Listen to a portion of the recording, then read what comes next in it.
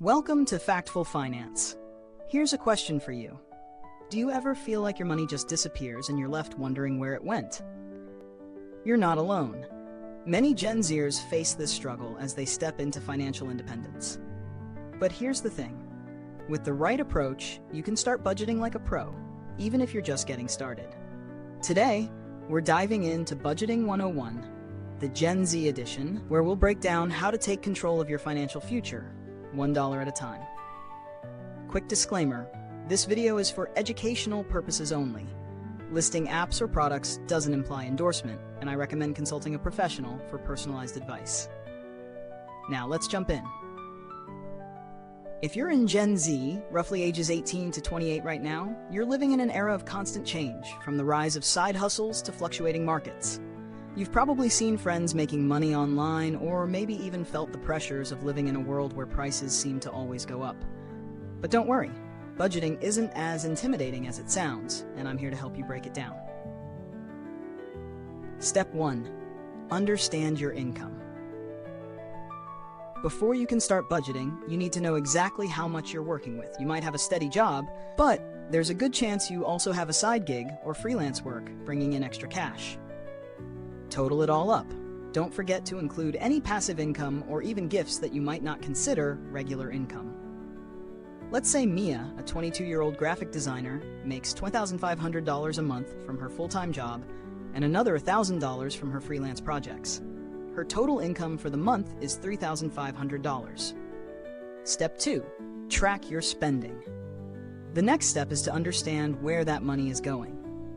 You can do this manually, but I recommend using budgeting apps like Mint or YNAB. You need a budget to get a clearer picture. These tools automatically categorize your spending and make it easy to see where you're overspending.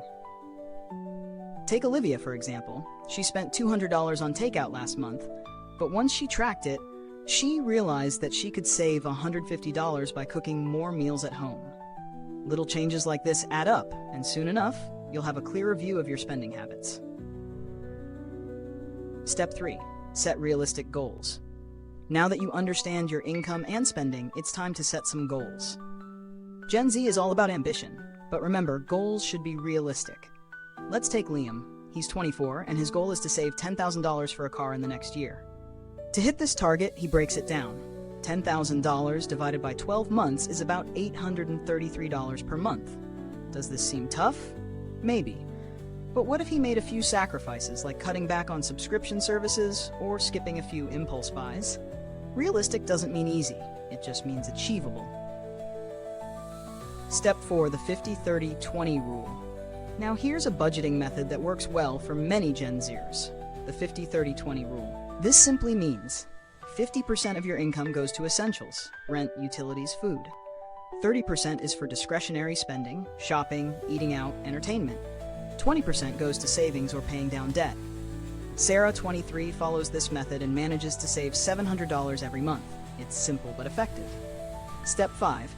Build your emergency fund. Life throws curveballs, and that's where an emergency fund comes in. Start small, aim for $500 to $1,000 in your emergency fund, then work toward covering 3 to 6 months of living expenses.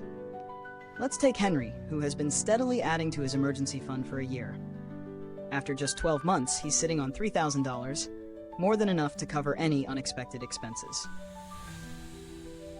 Step 6. Automate and simplify. If budgeting feels like too much to manage, try automating your finances. Set up automatic transfers to savings accounts or investment accounts. You won't even miss the money because it's out of sight, out of mind. Ben uses an app to automatically transfer 10% of his paycheck into his savings each month. No decisions. No hassle. Step 7. Track progress and adjust. The key to successful budgeting is to track your progress regularly.